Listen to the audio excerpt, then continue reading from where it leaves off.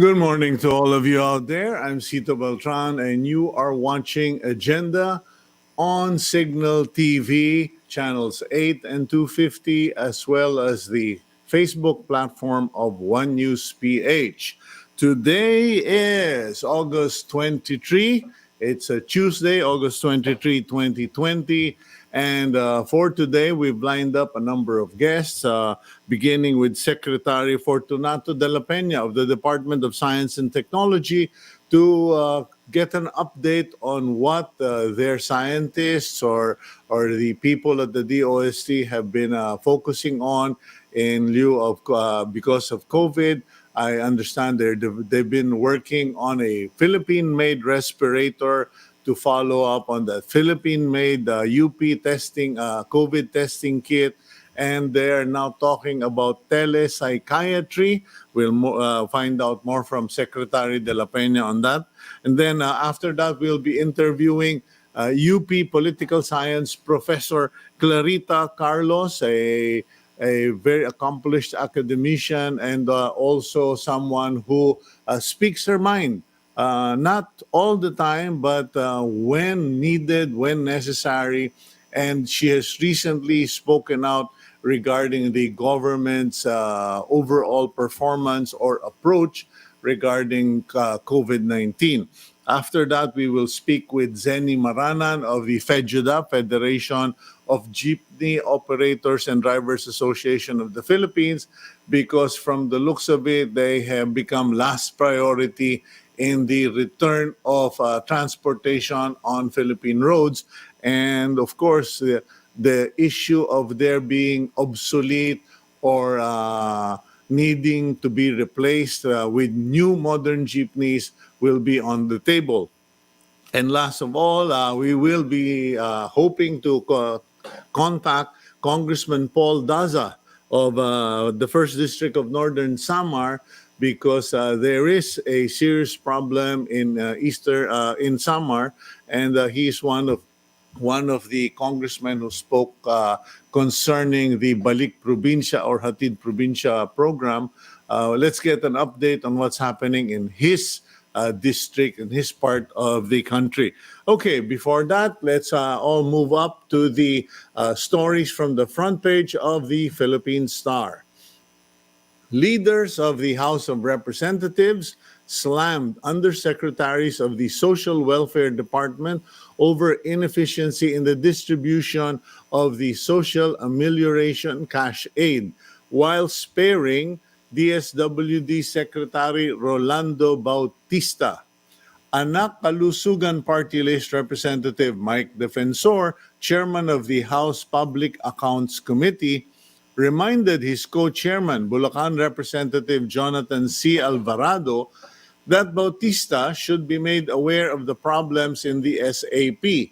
But Alvarado said he did not invite Bautista to the hearings because he said they don't have a problem at the level of the social welfare chief. The House members have identified several problems in the SAP distribution delays, including the complicated process and the lack of data on the recipients. Next, at least 3,400 city buses and 1,500 modern jeepneys were deployed yesterday as part of the second phase of gradual re-entry of commuter vehicles in Metro Manila. But officials reported a shortage of drivers of modern jeepneys. Metro Manila Development Authority spokesperson Celine Pialago said transport operators are facing a shortage of drivers as some have gone home to the provinces and still could not come back to the National Capital Region. The MMDA said that at least 15 routes were given to modern jeepneys and 19 more routes will be added in the coming days. President Rodrigo Duterte is sending an Environment Secretary Roy Cimatu to Cebu City to oversee the COVID-19 response in the area. In a public address late last night, the president said that Simatu will head an adjunct agency to Cebu City and will exercise the power of the Interagency Task Force. Cebu City was placed back on the stricter enhanced community quarantine until the end of the month due to the increasing number of new cases and widespread local transmission. In other news, the palace is firm on its decision to start classes on the 24th of August, despite concerns that some areas are not ready for blended learning due to lack of reliable internet access. Malacanang says this step is in compliance to existing law or Republic Act number 7791, which states that the school year shall start no later than last day of August. Palace adds that unless Congress passes a new law that amends this, the academic year will open on August 24. In response to the pandemic, the Education Department has adopted blended learning for its instructions, which will use internet, radio, television, and modules in carrying out lessons. So that's the main stories we picked up from the front page of the Philippine Star. Now we will go forward with our interviews on today's program.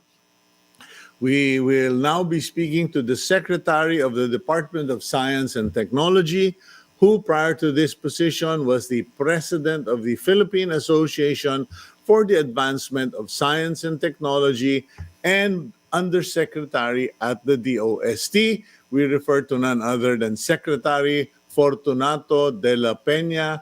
Good morning, sir. Are you there already? Okay, I think your microphone is on mute, sir. Okay. We are having some connection problem. Okay, someone just pointed out to me that I said it's August 23. I apologize for that. It is June 23. I don't know where that came from. In any case, it's just one of those days, I suppose. Rough start. Well, not really a rough start, but just going to be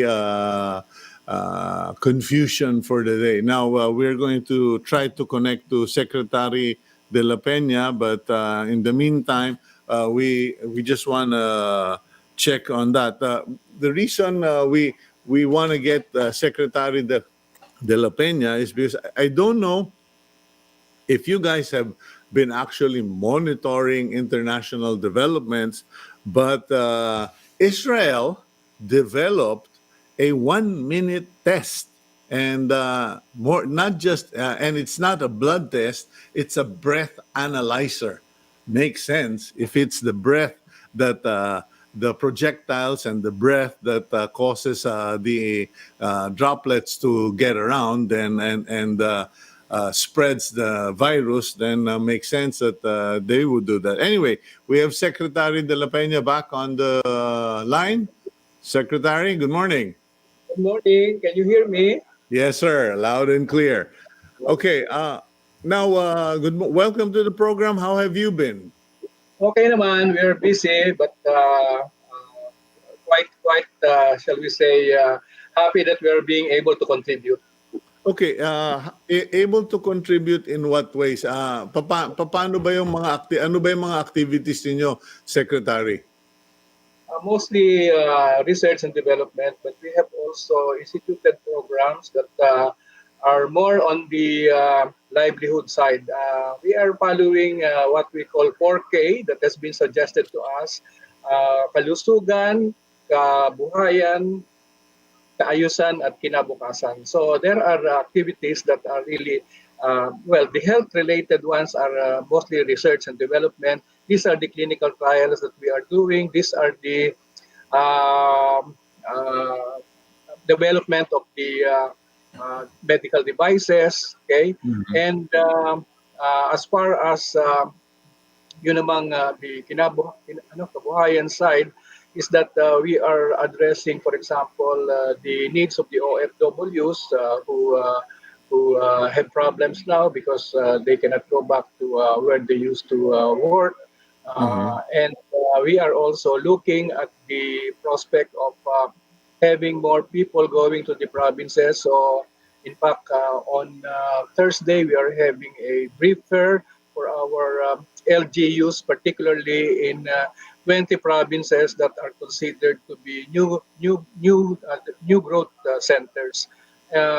And then, of course, under the kinabukasan side, mostly our work has been in the area of learning because we know that we have we will have a different environment now for the teaching learning process, and so we are contributing also in terms of materials. Okay. Now, I don't know. Hindi ko nga ngayon alam kung ano uunahin ko kasi there are people who are very interested in what you're developing. Siyempre, marami tayong OFW na walang trabaho ngayon and siyempre yung mga estudyante. So, let's start with what has been talked about. Meron na raw kayong mga ginagawang mga projects or prototype ng ventilator. Bagamat medyo, palagay ko, medyo hindi na masyadong kailangan ng ventilator, pero nonetheless, mayroon na raw na-develop ang DOST ng mga ventilators made in the Philippines? Well, we are actually supporting only the groups that have made proposals to make ventilators. Even before the COVID-19, there has been a group from a team from UP Manila and LaSalle, UP Manila for the medical doctor side and LaSalle for the engineering side, who have been working on Project Ginhawa. And they were about to have the designs prototyped actually in abroad, but we were overtaken by events. So having this done abroad is now difficult. So they are trying their best to have it prototype right here by some of our electronics companies. But at the same time, there are new proponents who came out with different designs for the ventilator. Same function, but different designs. And we decided to support a number of them. So it's okay to have 4 or 5 doing the prototype development because if any one of them will be able to come up with a successful prototype, then this will really be a big boost to our self-reliance posture because we have learned a lot from this pandemic that we have to have some degree of self-reliance in certain products or devices. Now, one has already finished the prototype and therefore will be tested by the PAB or the Philippine Accreditation Board certified certifier for this product.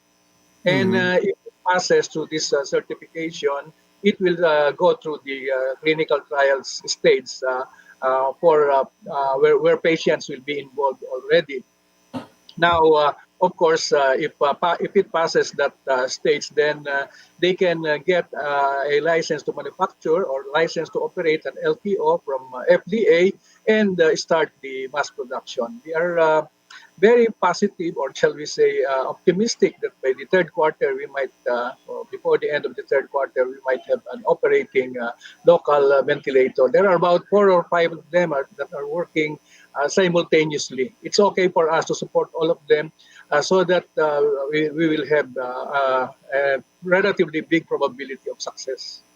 Okay, now, assuming that the prototypes pass all the tests, pass all the certification and actual trials, how confident are you that these products will really be manufactured in the Philippines? Kasi maraming mga scientists na Pilipino ang nagsasabi, kung science lang at kung kaalaman at galing, matalino ang Pilipino, magaling ang Pilipino.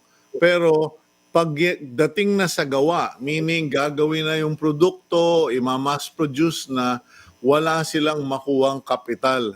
In fact, yung mga maliliit na mga scientists dyan, yung kumbaga sasabihin natin kitchen scientists, yung mga gumagawa ng mga stove, mga kung ano-ano sinasabi na pugon lang, hindi natin ma-mass produce dito dahil walang sumusuporta.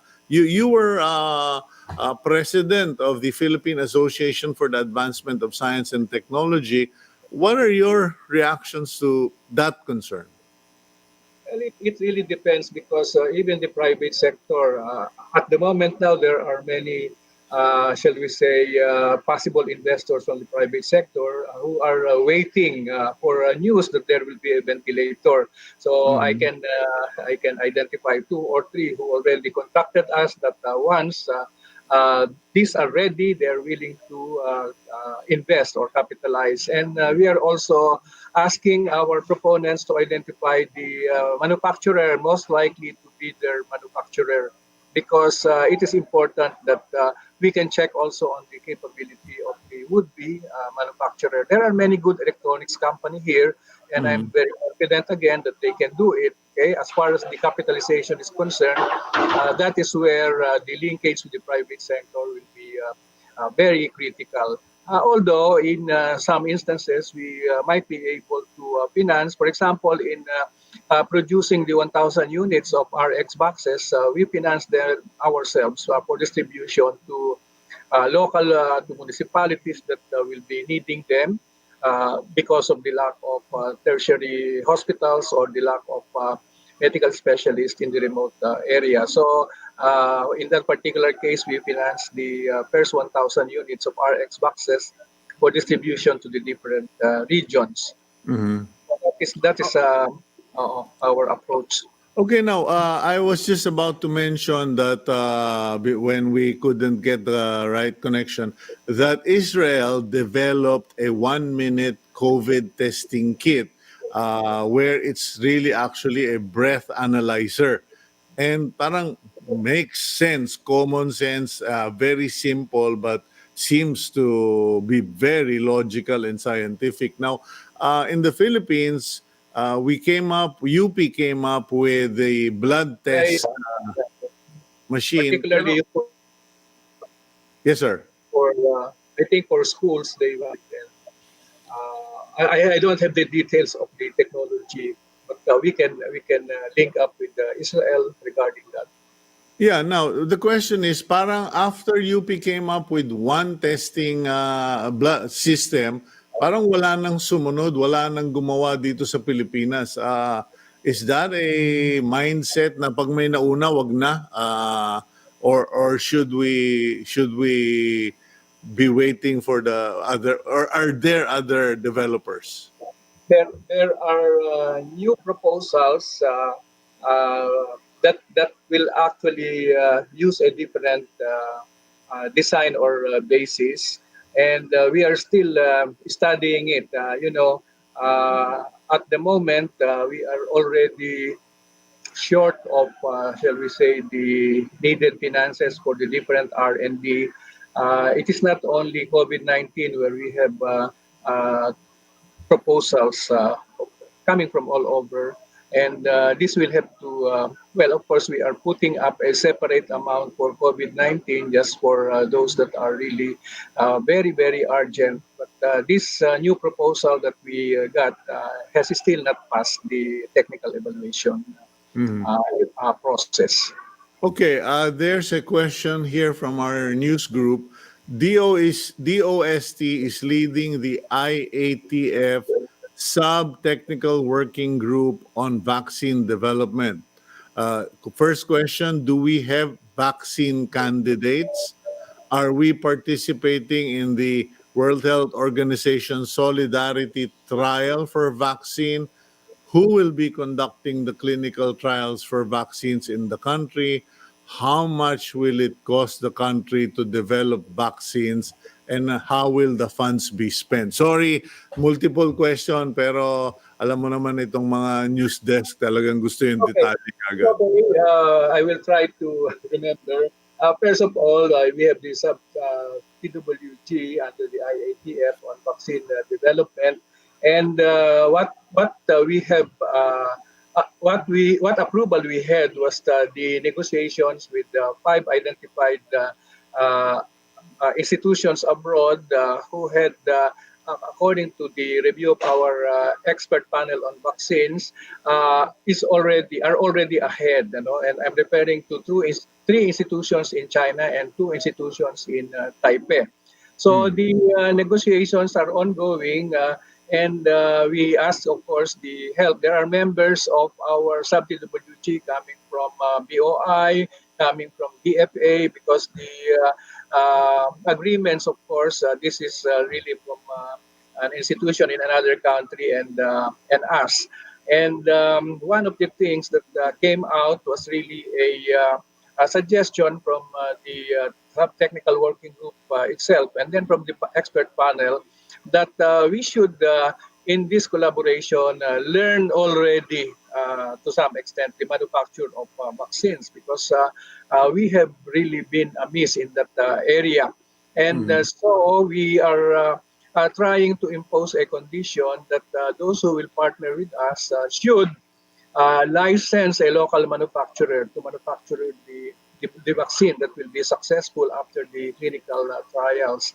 And so we call the pharmaceutical industry sector. There were indications, at least from two companies, that they are interested in manufacture.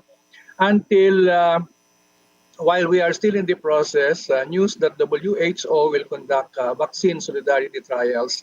And again, just to be sure that we will not be left out as far as the WHO vaccines are concerned, we indicated our desire to be part of the solidarity trials. WHO itself is still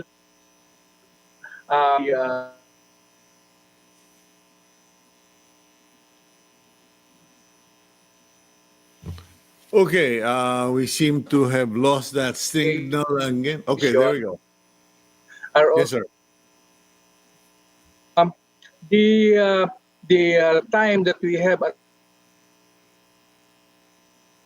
Okay, we are suffering signal loss from the side of Secretary de la Peña. We were about to find out, or at least he was about to give us a briefing, that Yep. yes, the Philippines. Oh, there we go again. Okay, so Secretary, sabi mo, we are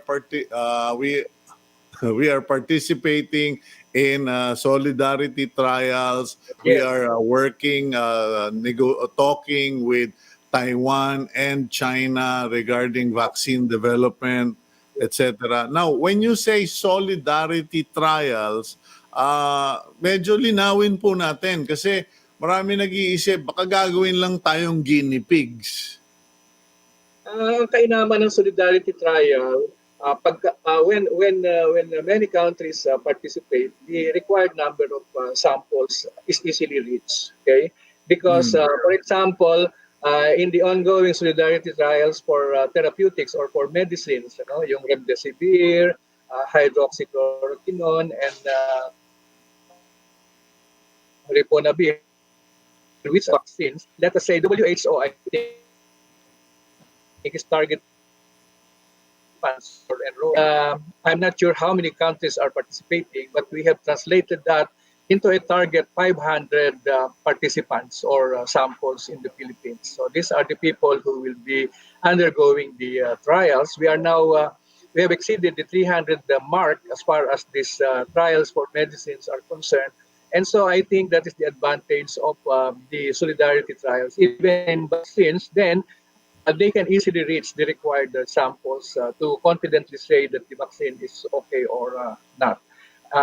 Unlike if one country does it, and then of course you need a big population of people who will be tried, okay, and that will take some time. So this one will make it faster.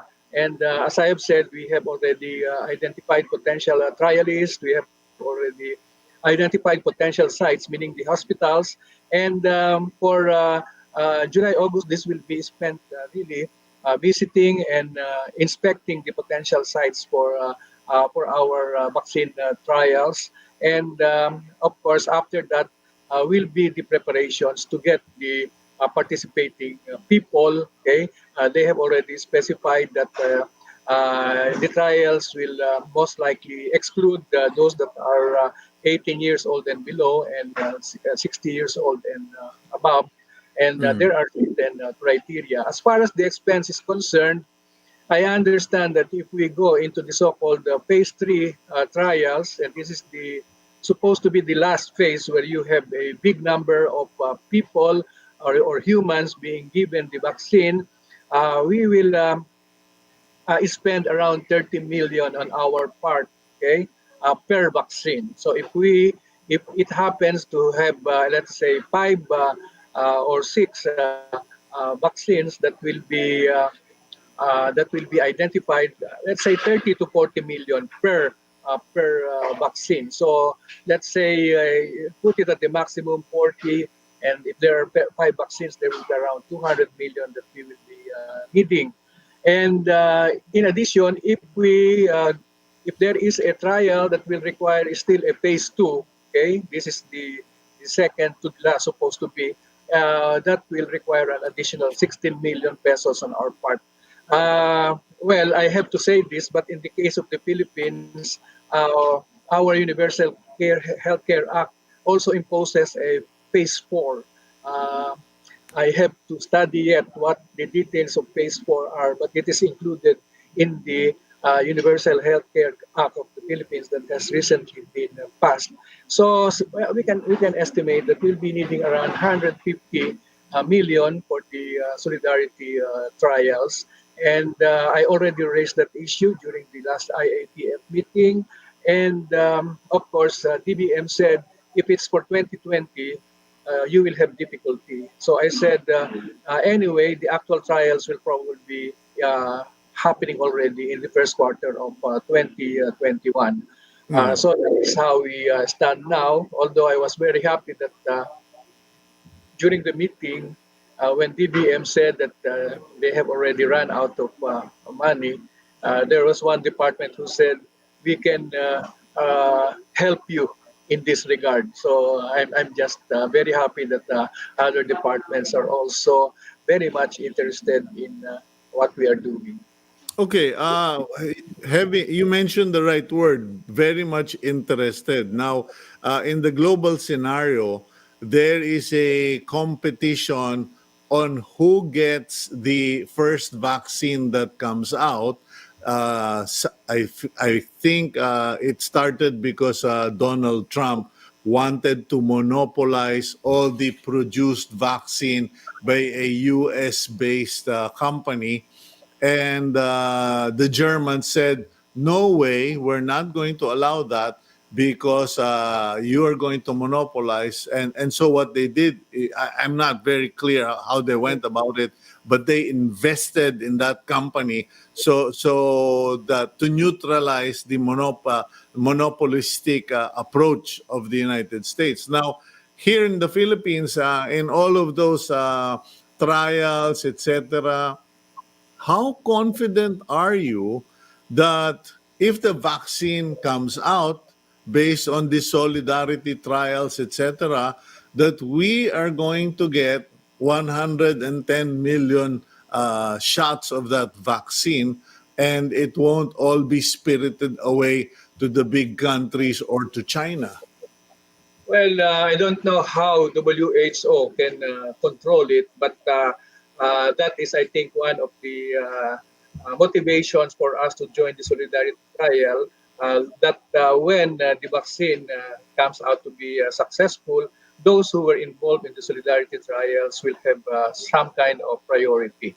Now, this is also the reason why we have not given up on the bilateral collaboration, where we are requiring them to license local manufacturers. And as I said, there are already some local manufacturers who have indicated, and in fact, they are already some kind of a joint venture company with the existing, the one who will collaborate with us. And that is the reason because we want it to be manufactured here to make sure. Of course, the time element is of the essence. For example, we heard that the president announced that there are already countries who have already developed the vaccines.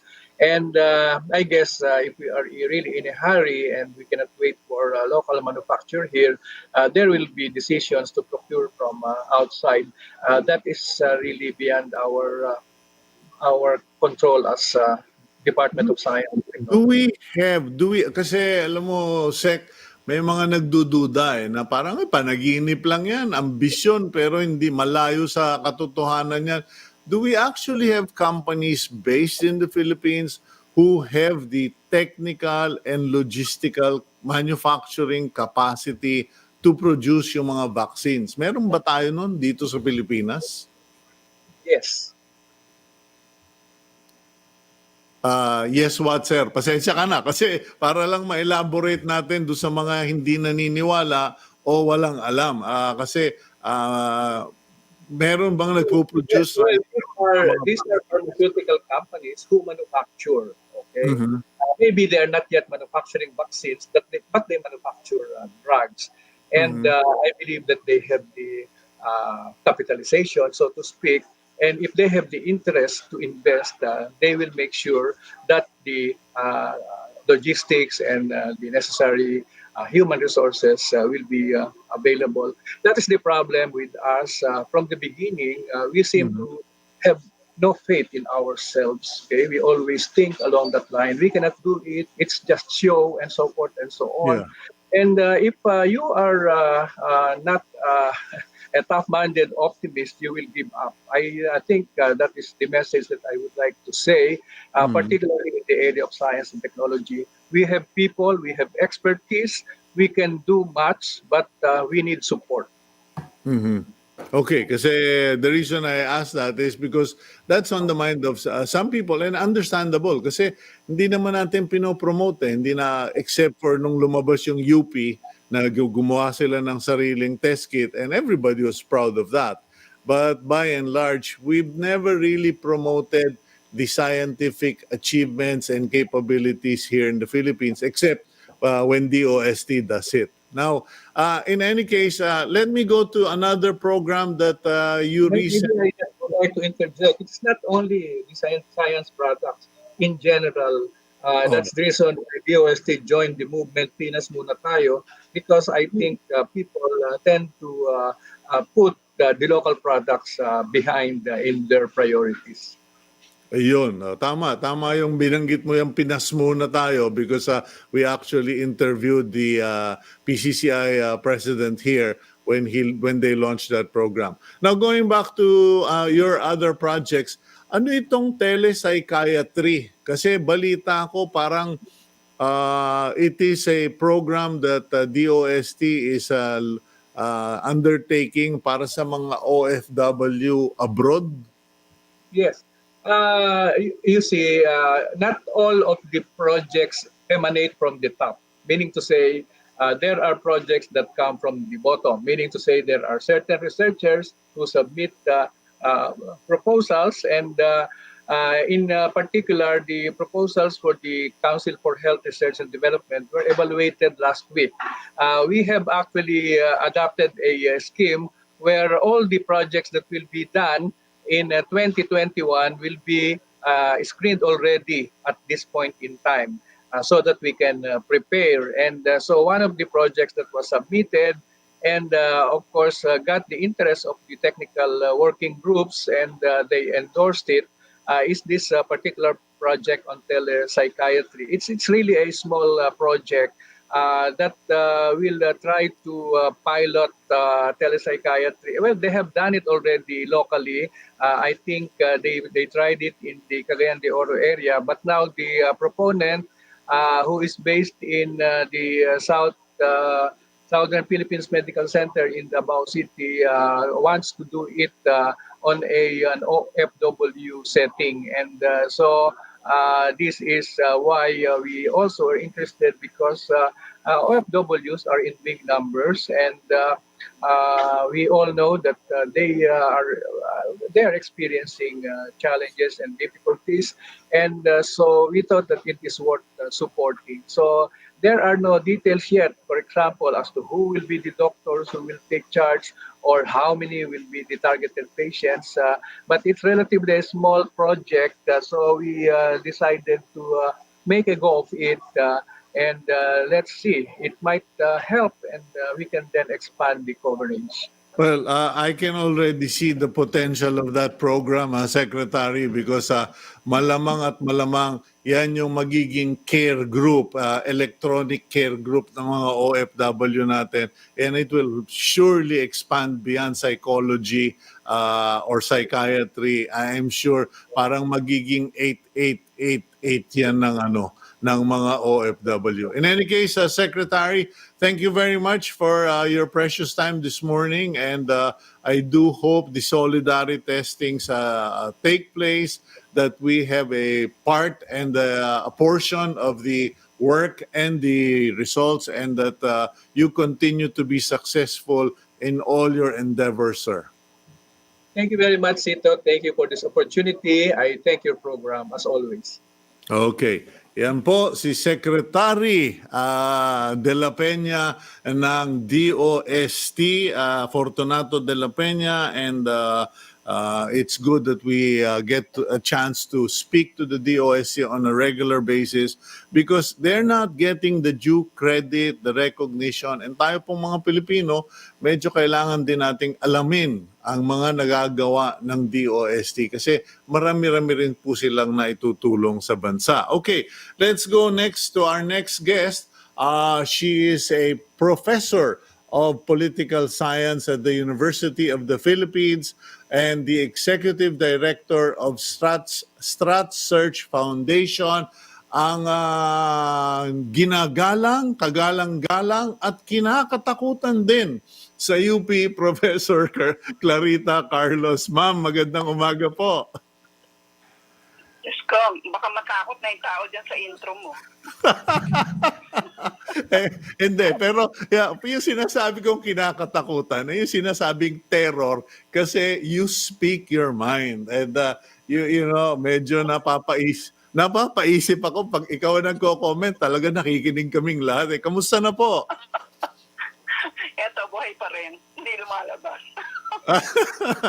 That makes the two of us, Professor Carlos. Now, you have largely been quiet, minding your own business, pero parang siguro katulad na kaming mga ibang senior citizen, baka napuno na rin ang salo, because recently you commented that about your impressions regarding the government's handling of COVID-19. Yeah, in fact, I've been so busy just reacting to what's happening, and lockdown was good for me. Mm-hmm. Yeah. Now, you're a political science professor. Now, what are the lessons to be learned with the way we as a country and the government has managed COVID-19? Kasi we have the longest quarantine. And what is your assessment of the whole thing? Well, for one, Cito, kailangan kasi unity of command. Ngayon, nagkanya-kanya, no? Di tulad dun sa, hindi ko ano yung bansa doon, agad, nag-pull 50 words. Not one of them are active. And all of them put their heads together on strategy. Dito, mukhang napakasyalo ng bench ng presidente natin na puro mga retired military ang kanyang kinukuha, at wala namang kaso doon kasi sila ng operation. Siguro sa decision-making, dapat mga virologists or epidemiologists. Bakit kamo? Nakita mo, merong announcement na sa July pa mag-a-assign ng contact tracing. For God's sake, that's 4 months late. Dapat contact tracing nung taon nyo kami. Kasi yun yung key dun sa pag-spread ng ng infected ng virus, di ba? Yung infected person, contact trace mo agad siya. Massive and aggressive. But have you seen any numbers like that? No. They're not reporting that because they're not doing enough. And that is the reason why, wala, sige, nakakalat lang, no. Tapos ito, may mga nagsasabi, doon na lang ako sa bahay ko, self-isolate na ako, pero lumalabas siya. No? ibang bansa, merong nakatungkod na tao doon sa nakatanod doon sa taong magsa-self-isolate para to be sure na hindi siya lalabas. Sa Russia nga, merong geolocation yung kanilang telepono. Pag lumabas siya, nako, isang buwan sweldo yung babayaran niya. You see, kasi to stop the virus, talagang i-design mo i-trace mo talaga yung web of interaction ng person na nag-positive, di ba? Yeah, because what's happening is parang honesty basis. Kung self-isolate ka, we trust that you will do it. Yeah, and self-report is the most unreliable. I am sure. Ilan siguro yung talagang magsa-self-isolate ng 14 days. 14 days is a long time. Lalo na kung nabuburyong ka. Di ba? So, doesn't work, no? I salute retired generals.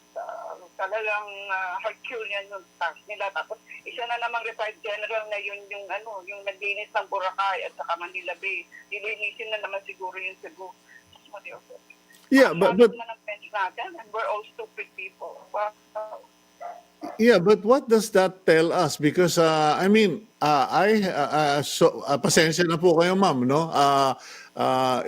In my mind, I think that the reason why the president is depending on retired generals, as he always says, is because they simply follow orders. Walang politika. They just do what they're told. Where is the problem? Yeah. Mario, that doesn't even deserve a comment.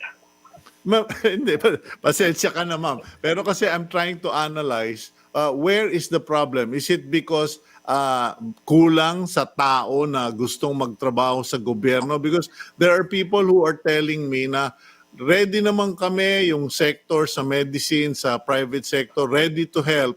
Pero parang na-isolate ang government. I'm trying to see this from a political scientist's analysis of governance.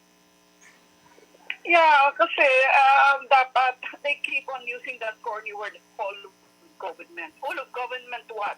Nakita mo nga, multi-location yung gumagawa ng mga model at hindi sila nag-uusap, nagko-compete pa sila. I mean, paano kanya sa decision-making mo? Malilito na yung troika doon na tatlong general na hindi malaman kung sino yung pakikinggan. Okay lang nandyan sila, Tito. The generals are there, operational, gawin nila kasi a big component of the lockdown is really to implement it on the ground. And sometimes you really need draconian measures which can only come from the law enforcers, PNP, and if you want, the military. No? Pero talaga, the planning, if you will notice, as I said, let's go back to contact tracing na ilang beses in-announce sa July pa gagawin, ibig sabihin there is no deep understanding of the phenomenon of the pandemic dahil pamula pa dapat sa March, gumawa ka na ng contact tracing because that is the key to stopping the spread. No? Kasi Cito Beltran, positive siya, interviewin mo siya, sino yung nakasalamuhan niya, kung hanggang matatandaan niya, at interviewin mo yung mga, sabihan mo yung mga nakasalamuha, oy, Sito positive siya, please mag-quarantine kayo, or kung hindi kayo makapag-quarantine, mag-self-isolate, dito kayo, meron tayong quarantine quarters. Do you see, have you seen anything like that, Sito? That's the key. That's the key to the spread. So, the fact that it is not happening, or maybe it is not addressed properly, kasi meron akong kilalang 14 sila sa isang agency. I know this as a matter of fact, no, on the ground. Okay. Positive sila. Alam mo ba, pinauwi na lang sila? Hello? Pinauwi mo, 14 na tao na mag-broadcast ang kanilang virus. Hindi mo binigyan ng instruction na, asymptomatic kasi hindi mo binigyan ng instruction na, sige, pag-uwi ninyo, pwede ko quarantine ulit kayo, mag-quarantine kayo kasi positive po kayo. You see? Do you see the slippages? And Okay, so what if you were put in the position to make the calls, how would you manage this? Parang kasi profesora naman kayo, ma'am, respetado kayo, baka sakaling may makinig sa inyo dun sa mga nasa nagpapalakad nito. How should we approach it? Okay, let's do it sa proseso, no? Yes, Gusto ma'am. munang malaman ilan ang hospital, ilan ang ICU beds, ilan ang healthcare. Data is king dito. Mhm. Okay? Pag nalaman ko na yun, turuan kung sino yung makakasalamuha ng infected person, pupunta sa'yo, may sore throat, may mataas ang lagnat, at turuan sila ng contact tracing. Contact tracing is simply not calling up somebody. Talagang kailangan masusi ito, malalim, very, very involved work. Kanya nga, sa Germany, nag-train pa sila eh. They have to train the contact tracers kasi maraming hindi nagsasabi ng totoo. And that is the key. Diba? Sa South Korea, ganun din eh. Agad lahat were commanded to put the contact app on their phones. No? So anyone, some nincompoop talking about privacy issues, hello, sige, private nga kayo and you're dead. Diba? When talk about privacy issue, when kailangan makontak mo ako, Clarita Carlos, kasi nakasalamuha mo si Cito Beltran. Do you see? So, database, tapos unity of command. Hindi yung multi-location yung command mo. Maya-maya may IATF, mamaya may NTF. Ngayon meron na naman adjunct TF na nandun sa Cebu. Wow. Okay. So, siguro yung lockdown dito, aabutin tayo ng Pasko.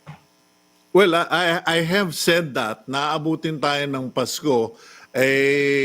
Ang concern dito ma'am is medyo may mga pumapalag na. I have heard mayors and governors and now even congressmen challenging certain departments, challenging certain directions of the IATF, etc. Kasi nasulat ko na ngayon sa column ko, let governors govern. And also, the other day, I wrote that the IATF should disintegrate or is disintegrating but should disintegrate into many IATFs for various sectors. Now, hindi naman po ako expert, pero ang feeling kasi is yung katulad aviation, maraming airlines gustong lumipad, maraming foreigners gusto nang bumalik sa mga businesses dito, pero walang IATF for aviation, walang IATF for shipping, etc. Anong palagay ninyo kung gano'n na lang, parang spread out na lang at pulu-pulutong ang desisyon? Well, okay lang yung disaggregated, basta meron central command. Kasi Okay. hindi ko naman pwedeng silo ang Ang mga decision making. Okay, I think we lost that line. We are going to try to contact yes, ma'am. We're back on air. Yeah, I think I was cut off, no? Kung disaggregated ang decision-making, basta merong isang estratehiya, hindi yung kanya-kanya. So, yung airline, sasabihin mo, magbukas ka, ha? Basta sundin mo itong patakaran na to, 1, 2, 3, 4, 5, no? Ganon din sa transport, ganon din sa shipping, no?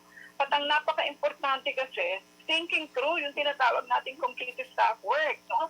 Hindi sabihin mo, magsibalikan kayo sa trabaho. And some pretty face in one agency said, sige, walang sasakyan ha, magkuha ka na lang ng Grab and taxi. You know, how stupid is that? That's so brainless. Wala nang pera yung taong karpintero. Pakukuhanin mo pa ng taxi papunta sa EDSA para nandun yung MRT and P2P. Do you see? Yes. Thinking through ninyo. Kanya nga siguro, I'm not surprised na nag-aalma yung mga LGUs. And why put on lockdown massive territories, no? Pwede namang targeted territory, lalo na kung meron kang community infection. So, dun nga sa ibang bansa, straight lang ang nila-lockdown niya kasi nandun na-identify yung infected person. And of course, the best one is really to quarantine them in a central place para isa lang ang babantayan mo imbis na ibang Eto across the board yung territory mo na Okay. mo. So, maraming mali talaga. And the fact na hinayang ako dito kasi, Sus Mariosep, more than 100 days na tayo. Wala lang, tayo yung number natin vis-a-vis other numbers elsewhere, medyo mas maganda. I don't think that's a metric, no? When a certain, no. Ang comparison natin yung zero yung number. Okay, well, I'll leave it at that, Professor Carlos. Medyo nanginginig na naman yung ating signal. But in any case, I do hope I can continue to ask for your very valued opinion and advice in the future kasi mukhang hahaba pa nga ito and at least you were the second person who has now mentioned the possibility that baka tawagan tayo sa Pasko, hindi tayo magbatian. Thank you very much, Professor Carlos. Sige, ingat ka dito. Ingat ka. Yes, ma'am. Thank you very much, and God bless you, and please stay safe. Okay, that's Professor Clarita Carlos of the University of the Philippines. Now we go to our next guest. While Professor Carlos is pointing out, sinasabi nga niya na there must be unity of command. Doon lang po sa mga tiga Malacanang, tiga IATF, please allow me to say this. When people like Professor Carlos, myself, and several others make mention or criticize or express opinions to the contrary or may not be fully aligned with your perspective, we are not the enemy. We are citizens affected by your policy, affected by your decisions, and we are also the citizens, especially in media, who are merely repeating, echoing the sentiments, the comments of the citizenry.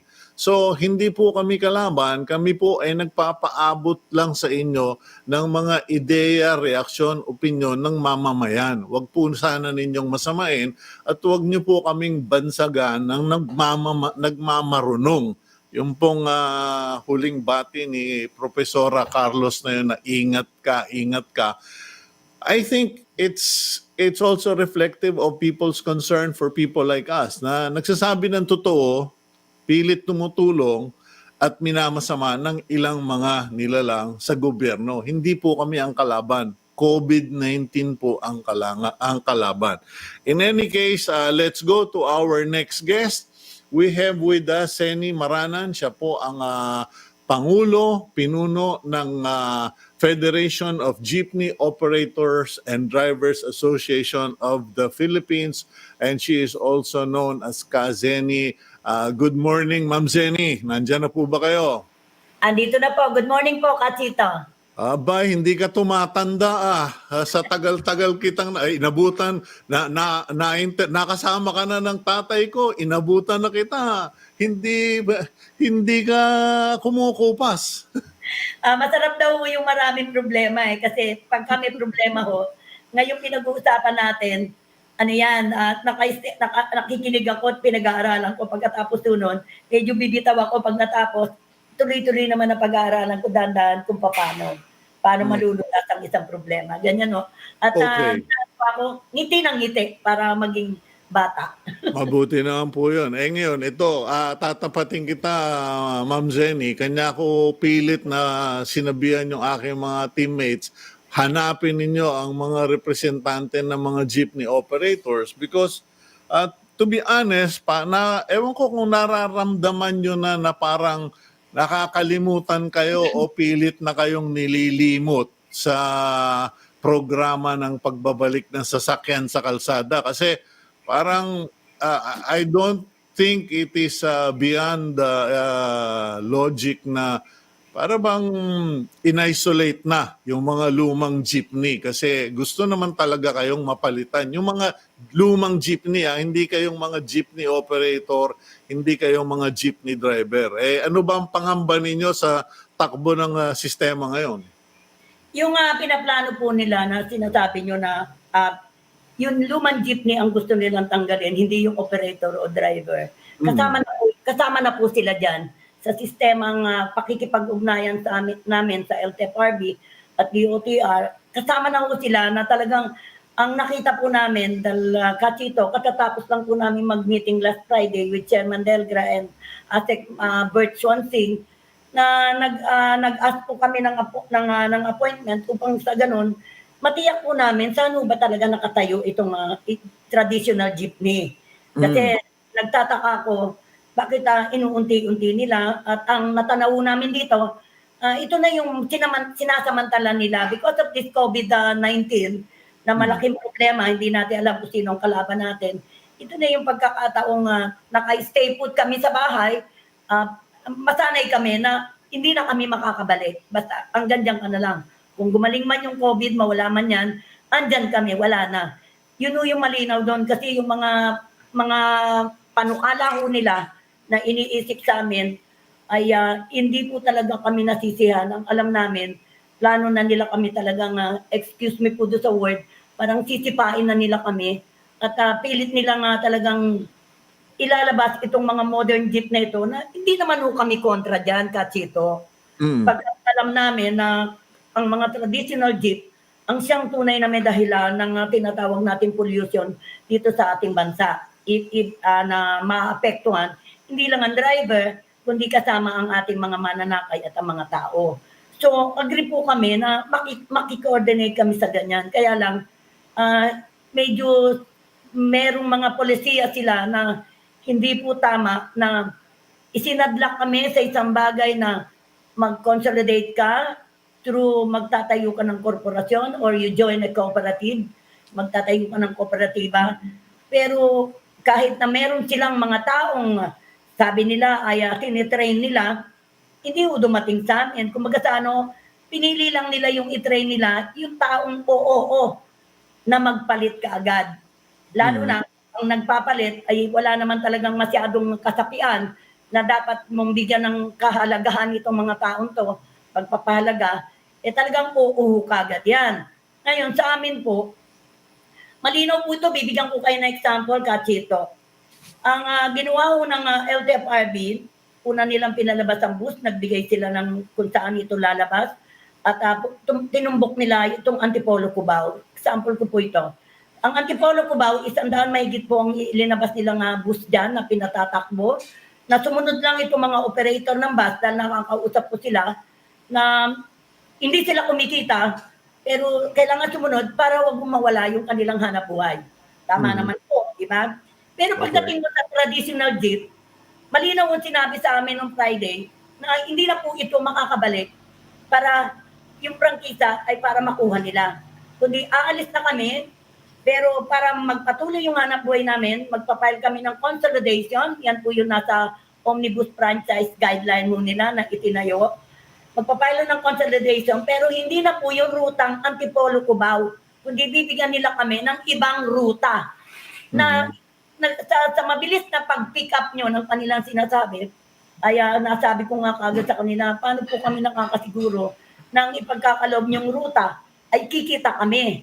Dahil mag-consolidate kami, uutang ho kami ng sasakyan na hangalaga 2,400,000, uhulugan namin ng 1,500 a day for 7 years, na bibigyan mo kami ng bagong ruta na hindi kami sigurado. May possibility na mawala kami at mahila ang aming sasakyan na ginusto namin. Dahil may experience din po, nagbigay naman sila ng bagong ruta ng modern jeep, like in Cavite, nagbigay ko sila, yung tao naman, nag-aksaya ng pera, naglagay po ng unit doon, na halos sa 30 unit. Pero ngayon, pinasukan nila ng bus, yung 30 units, kumikita po nung tumatakbo sila. Pero ngayon pinasukan ng bus, hindi na ho kumikita. Paano ho kayang ang gagawin nila samantalang naka-loan yung kanyang mga titulo, naka-loan sa bangko, na hindi niya malaman kung paano babayaran. Kasi ang nakikita ko po dito, huwag naman pong ma-open sa akin ng DOTR at LTFRB, kung ano lang yung gusto nila. At kung may nagpapayo sa kanila, huwag po sila magagalit dahil yan natatanaw namin, kung ano yung payo sa kanila na ginagaya po nila yung nangyayari sa ibang bansa na hindi po nila pinag-aralan na tama naman po kung magagaya natin yun at makagaganda sa ating bansa, bakit naman po hindi? Pero sana tinignan nila ano pa yung kapasidad ng mga kalye natin, ng lugar natin, yung sistema ng mga mananakay natin, sistema ng mga super, sistema ng operator, sistema ng mga importer. So, Zeny, so ang lumalabas, payag naman kayong mag-modernize, payag kayong mag-consolidate, Kanya lang, wala kayong pinanghahawakang garantiya or guarantee na yung ruta nyo hindi papasukin ng iba, hindi papasukan ng bus o kaya ay napag-aralan at nakakasigurong mababawi nyo yung kapital nyo, mababayaran nyo yung utang ninyo. Okay, ngayon, ang pangalawang tanong ko kasi batay sa mga nakukuwang report, hindi nga raw makakuha ng tamang bilang ng driver ng mga modern jeepney, etc. Kasi marami raw sa mga driver ng jeepney ay lumuwas na sa mga probinsya. They've gone to the provinces, the drivers have left Manila because they will go hungry.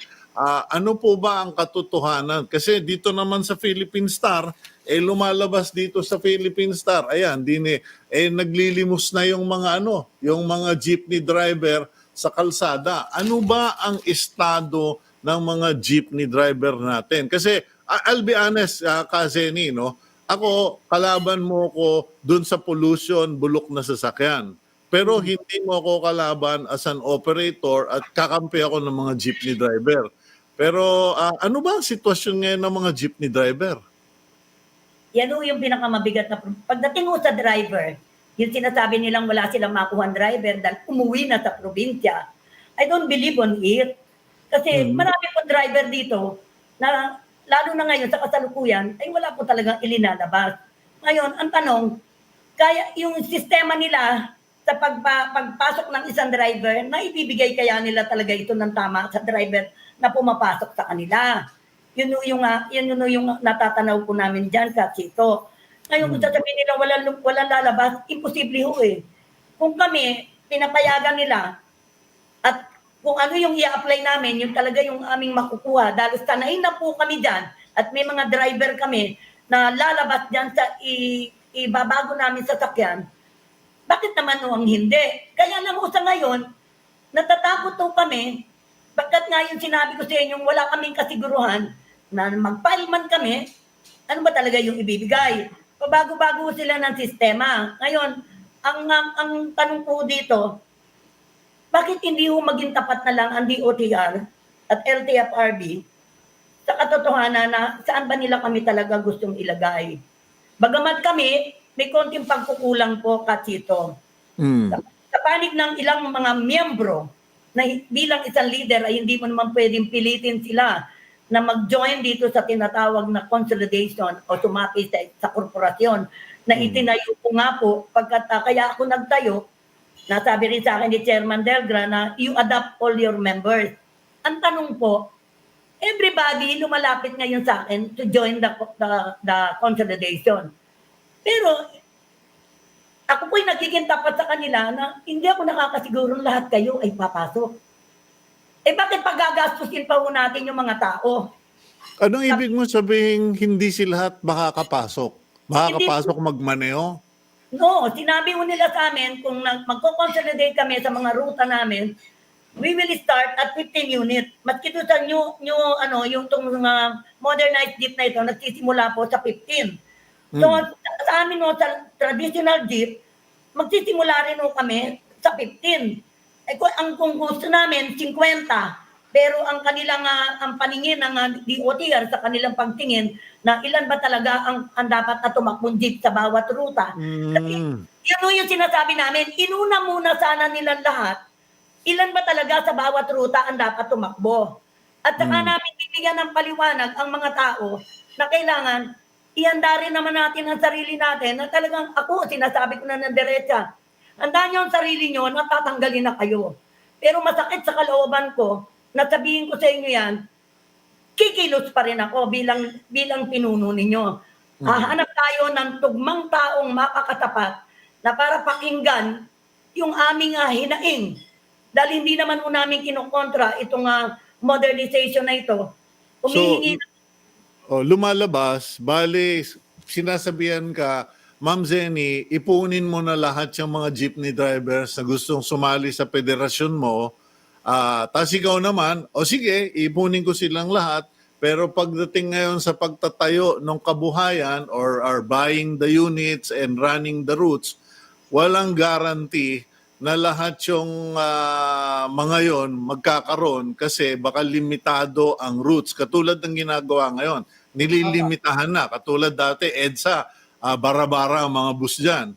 Tsaka tawiran. Ngayon, hindi na. Point to point na lang ang EDSA. May mga area na binawasan na rin ang ruta. Katulad na sabi mo, yung Ortigas, yung Antipolo, dati jeepney, FX, UB Express, etc. Ngayon bus na lang. So, paliit ng paliit yung pagkukunan ng kabuhayan. Anong suggestion mo, Zeny? Ang suggestion ko po talaga, kung sila ay mayroong pag-iisip at mayroong puso para sa mga tao na wag tanggalan ng hanap buhay, yung batas o yung mga memorandum na ginagawa nila na ipasusunod nila sa amin, gagawin namin na sumunod kami. Pero talagang masakit to na tanggalin silang lahat na hindi ko naman alam ano na yung kabuhayang ibibigay mo sa mga tao pag tinanggal mo sila. Samantalang sa jeepney ho, payag naman kami nga kung hindi namin kaya na sinasabi namin yung modern jeep ay hindi namin kaya dahil almost 2 million and 400 ang halaga niyan. Bakit hindi na lang nila kami payagan doon sa sinasuggest po namin na mag-rehabilitate kami? Yung pang ayusin po namin talaga yung sasakyan namin. Kung talagang bulok na bulok ang sasakyan mo, parati po itong sinasabi ka, Cito, kailangan magpalit ka na talaga ng jeep. Kasi yung jeep, kung titignan nyo, sa aksidente, hindi pa matakaw ito eh. Bihirang-bihira po ang aksidente ng jeep, lalo na dito sa Metro Manila. Bihirang-bihira.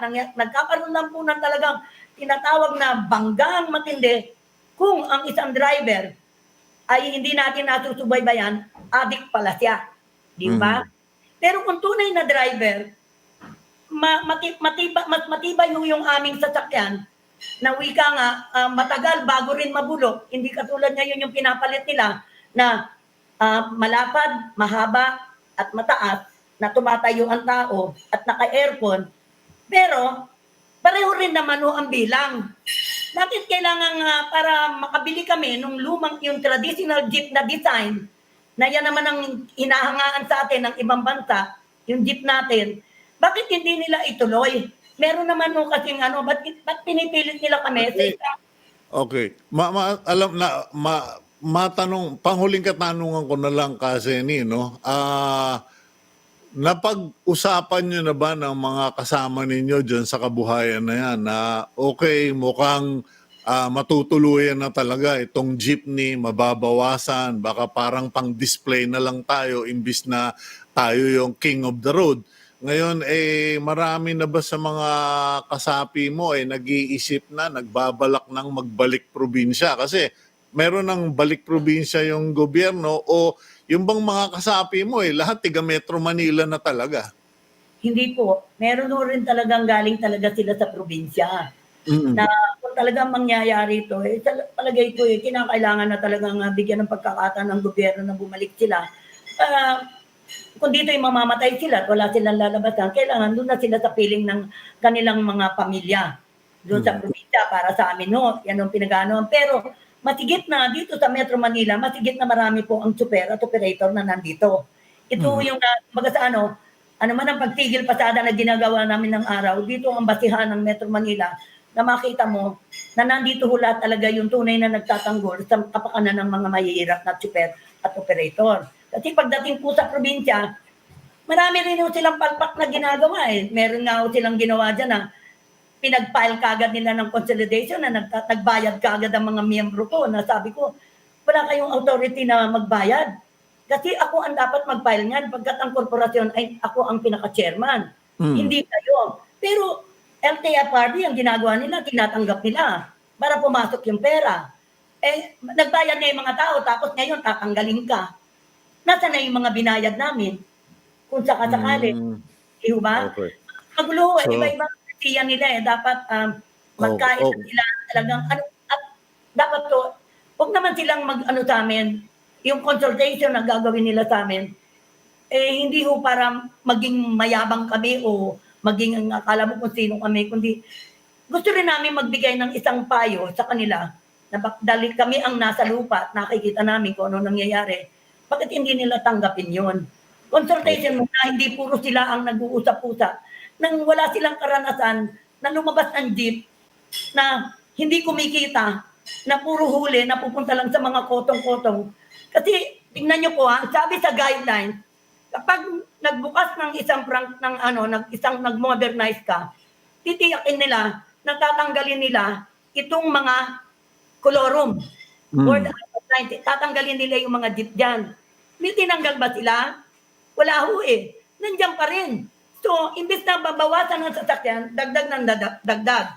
Tama yung ginagawa nila, napatigilin na kami para nga ganyan yung mangyari. Pero ano naman ho ang tanong, ano naman ho ang hanap buhay na gusto nilang ibigay sa amin? Kasi, suggest na po ako, Cito, kaplaso na lang po, suggest po ako sa Congress, nung during the time of Sarmiento, not this Edgar Sarmiento, kundi yung isang Sarmiento, nasabi ko sa kanya, kung hindi po kaya ng mga operator namin na mag-join sa consolidation or corporation or cooperative, bakit hindi na lang hunin yung bayaran ng mga jeep namin ng 200,000 para na sa ganun, meron pang start na puhunan. Ano man ang puhunan na gagawin nila dyan para mabuhay. Hindi pa sumama ang loob namin sa inyo. At nasagot nga po ni Chairman Fernando noon, wag 200, gawin natin 500. Sabi ko, pumunta po tayo sa katotohanan, hindi po mag-aaksaya ang gobyerno ng ganung kalaking halaga para sa amin na maraming pa rin tutulungan, pero at least the 200,000 amount na bayaran nila yung mga sasakyan namin, maghahanap buhay na kami, i-junk po namin yung aming sasakyan, dagdag po na yan, mga 30,000, kung luma-luma, 30,000 ang halaga ng isang jeep, kung bago naman mahigit 100 yan pag ginunk nyo talaga. Yun po yung sinasabi namin, ganun na lang ang gawin nila, kung talagang plano na nila kami tanggalin at bigyan ng pagkakataon sa aming pakiramdam, yung mga merong puhunan na mayayaman na sila ang papasok po dito sa hanap buhay na ito. Alam mo, Zeny, maraming salamat din sa huling binanggit mong yan. Kasi sa totoo lang, no, at mawalang galang na dun sa mga medyo natatamaan. Pero kung yun gang mga illegal settler o yung tinatawag nating squatter, binibigyan natin ng lupa at saka relocation fund, kayo pa na talagang nagugutom na at naglilimos na sa kalsada. Maraming salamat, Zeny, at hayaan nyo, kakampin nyo po kami at bagamat paminsan-minsan pupunahin ko din kayo, lalo na pag ako'y nauntog sa mga kinakalawang na jeep. Thank you very much, Zeny. Okay, salamat po at mabuhay kayo, Cito. Kayo rin po, nagabayan kayo ng Panginoon. Ayan po si Zeny Maranan, National President ng FEJODAP. And again, this discussion with Zeny goes to show that we need to talk. We all need to talk, whether you are in government, you are in private sector, you are a citizen. We all need to talk kasi hindi naman po tama na parang hahayaan na lang natin yung ating mga jeepney driver na mamatay ng gutom. That is effectively what we are going to end up doing, what government will end up doing by prolonging their agony, by continuing to delay. Now, there are promises by government, end of the month, makakawala na yung mga jeepney driver, etc. Tapos mamaya niyan, may pollution na naman tayo, mayroon tayong mga reckless driving. Sinabi naman po sa inyo 2 months ago, now is the time to train these drivers, now is the time to educate these drivers, now is the time to check their vehicles. Hindi po yung end of the month, papayagan nyo na pero hindi pa kayo nagte-training, hindi pa kayo nagte-testing. Puro tayo TTT, testing, tracing, and treating, pero dito sa mga driver, mamatay sila ng gutom. Hindi naman po tama yan. In spite of the fact that I for one have written against bulok na mga jeepney, no less than the Secretary of Foreign Affairs has said that you cannot simply just wipe out a cultural icon, wipe out the livelihood of thousands, if not 100,000, and replace them with inflated condoms called modern jeepney. Sorry po, Nirerespeto ko po yung DOTR, si Secretary Art Tugade, but we all need to sit down and make sense of what we do and not just quietly let people starve. Okay, we'll go for a quick break, and after that, we will go to our next and final guest, Congressman Paul Daza, here on Agenda.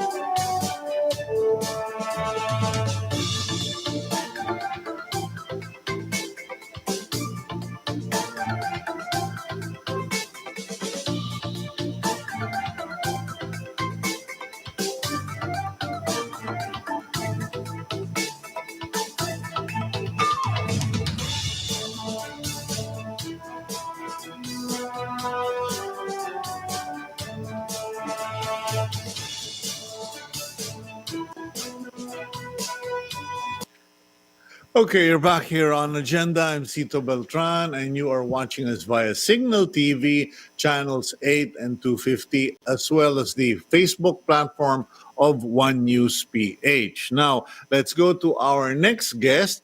He is the representative of the 1st District of Northern Samar. Prior to this post, he was also the governor of the same province. Let's go to Congressman Paul Daza. Cito, good morning. Thank you for having me in your show. I am shocked. I am shocked. I did not recognize you, Congressman, not with the beard and the mustache. And you obviously, COVID-19 has obviously made you healthy. In any case. It's the new COVID look. Actually, people have been joking around. I tell them, it's my little way of protesting against COVID, so I haven't been shaving. Okay, well, be careful. I won't shave. I won't shave until there's a vaccine. Okay, well, be careful because people might start calling you Monching Mitra.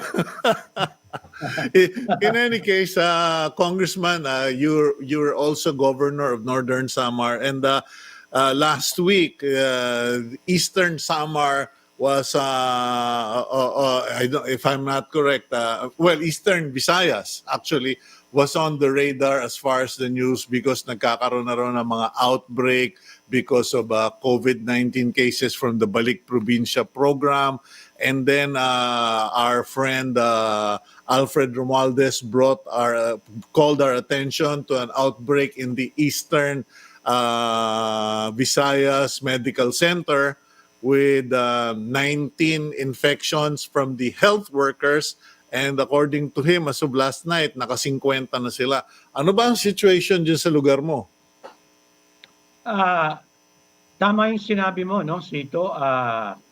But ang telltale, I think, statistic, as of today, we're about 430 confirmed cases. More than half, the latest figure I have, Cito, is about 218, were basically returning residents. So, through the discussions ng mga well, in the House, yung mga congressman sa Region 8, Samar, Leyte, Southern Leyte, Biliran, basically, ang sinasabi namin, in principle, I think we all agree na we isolate, di ba, when we find PUIs, PUMs.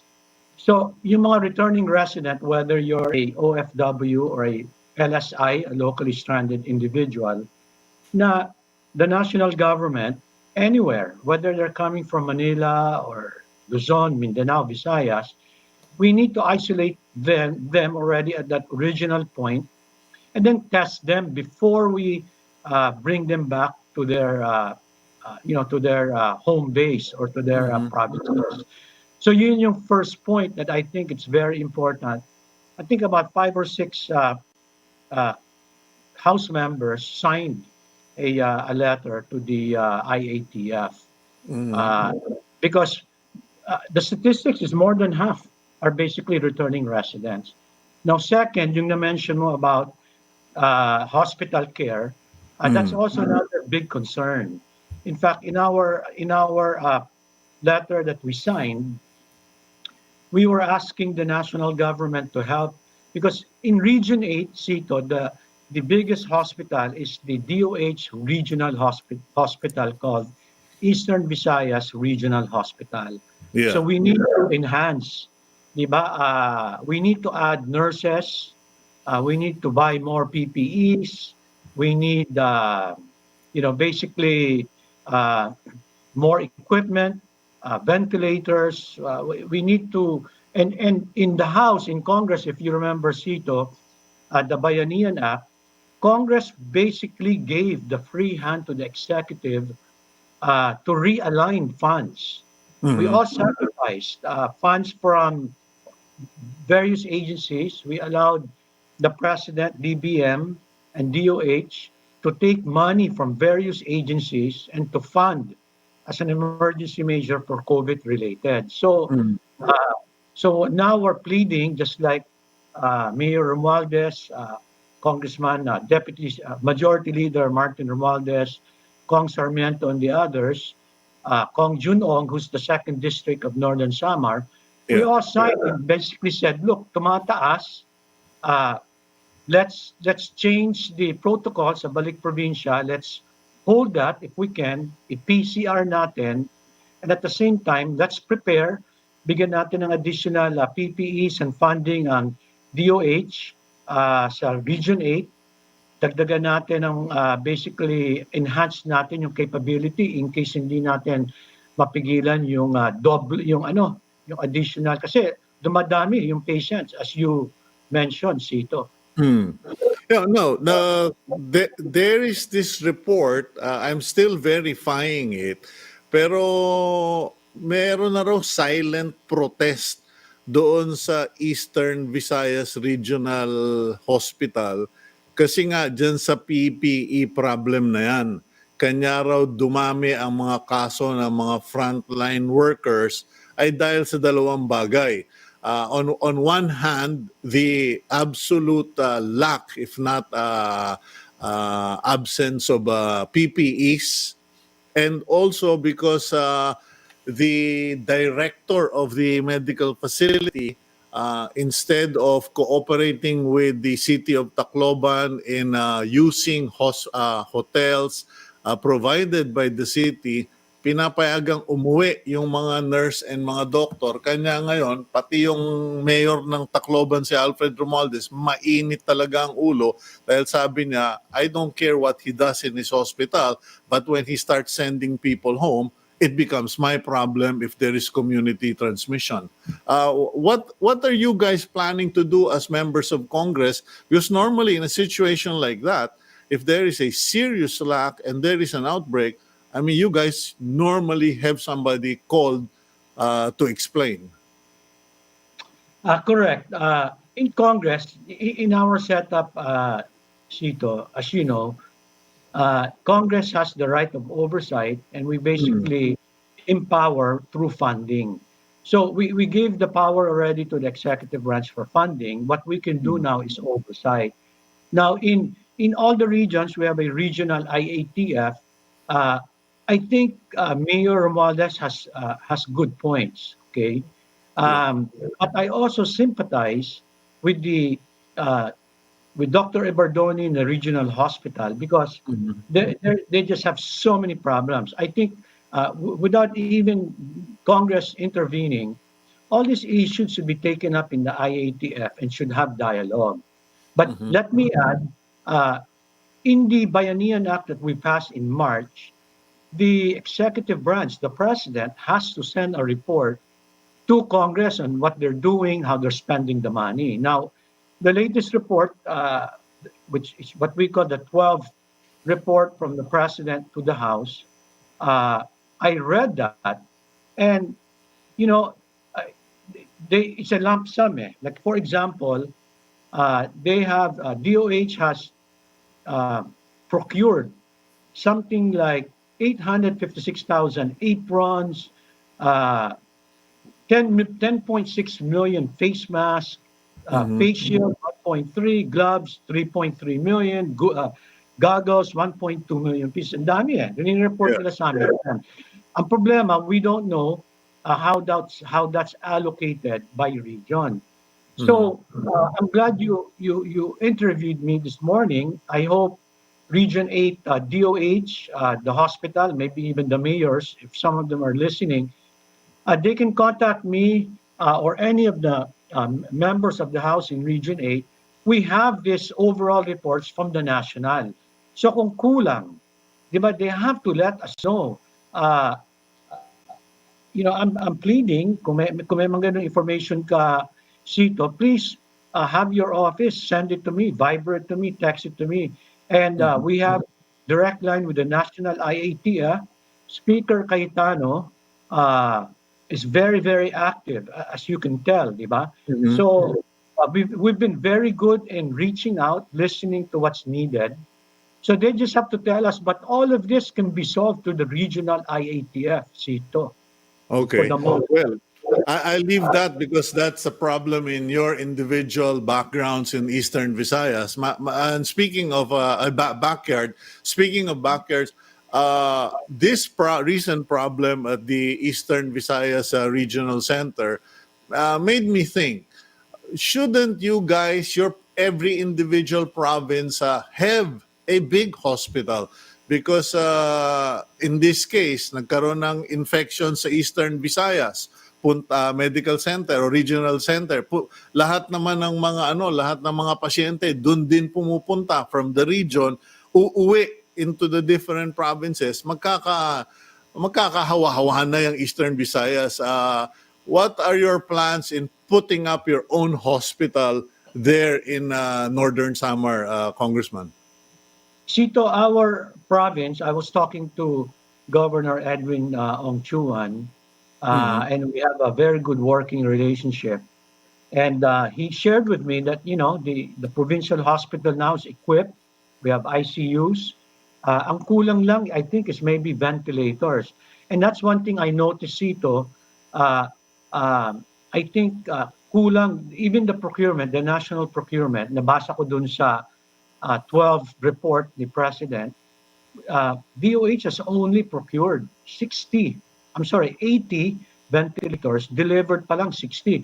I think kulang na kulang yun because as you know, the severe cases, yan ang critical equipment. So that's one thing I'm going to ask DOH to maybe help with the Northern Samar Provincial Hospital to provide more PPEs and ventilators. But we're equipped. From what I know, most of the provinces, I had a recent Zoom meeting with Congresswoman Antan sa Catalogan. She's working hard for isolation areas and for hospitals. So I think most of the governors are prepared. But I think ang kulang will be the PPEs and ventilators. Yan yung dapat talagang matulungan ng national government mapadala sa lahat ng mga provincial hospitals, including the regional hospital. Okay, well, thank you for that update, Congressman Daza, because at least reassuring na hindi kayo umaasa sa isang regional hospital unlike other regions na talagang yun lang ang hospital. You have your own there. in Northern Samar. Well, please stay in touch, and we will encourage our viewers, especially the LGUs, who have needs or problems on the ground there in Eastern Visayas, to communicate with your office para ma-verify kung itong 12 report at yung nangyayari sa ground ay pareho. Okay, Yeah. thank you, Congressman Paul. Sito, if I can just add one more thing, no, you Yes. touched on, which is the hospital. I think because you're in media, we need to get the word out that dealing with the problems in his healthcare, it's really partnership with the private sector. So in the NCR, basically the private hospitals are taking in more severe cases than the government hospitals. So in Region 8, it's similar. Many of the private hospitals are taking in these patients. So what's critical that I think that should be in the dialogue, in the media, and in the national dialogue is the role of PhilHealth. And that's actually one of my expertise because healthcare has been my advocacy since I was a governor. So my appeal to PhilHealth is to continue, in fairness, PhilHealth advance payments kasi may delayed reimbursement yung mga hospital. Ang inaangal ng mga hospital ngayon dito, especially the private, di ba kasi yung mga government hospital, meron yung national, meron yung ERA, yung mga LGU, may funding yan. Yung mga private, naghihintay ng reimbursement. So ang ginawa sa Region 8 and then nationwide, nagbigay ng pera ang PhilHealth in advance about a month ago. Yes. So my appeal to PhilHealth, Cito, if you can get them on the air, is to continue the advance payment. Diba? Okay, Kasi we'll may do- 3-4 months. So I think Yeah, we'll do that. emphasize, Yeah, because I'm really over time already. But in any case, I will send your message over to Yeah. them. And thank you for your time this morning. And please stay in touch. I'm sure we'll be hearing from each other more often as COVID progresses. Thank you very much, Congressman Thank you. Daza. Thank you. Stay safe. Thank you for having me. Okay, God bless you. And that's Congressman Paul Daza, 1st District of Northern Samar. I'm apologize if I was rushing him, but we have gone over time and I have to end the program at this point. Thank you for joining us. Please stay safe and keep praying. God bless all of you.